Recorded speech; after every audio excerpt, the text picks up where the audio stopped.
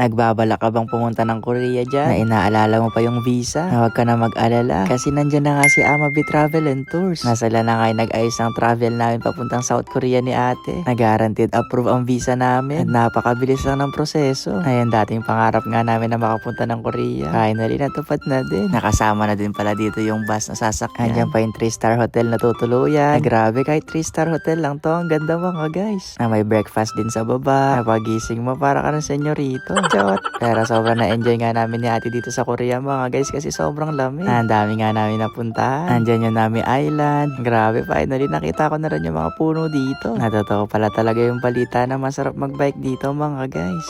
Na sobrang dami pa nga naming napuntahan. Andyan yung Everland, yung largest library nila dito. At na-experience pa nga namin ni ate magsuot ng hanbok. At syempre, huwag niyang palampasin yung mga pagkain nila dito sa Korea. Kasi promise masarap yan. Kaya kung gusto mo na ka mag-tour sa Korea, message mo na yung Amabi Travel and Tours. May 3 branches na sila sa Cubao, Batangas, at Padre Garcia, Batangas. Ayun lang. Bye-bye!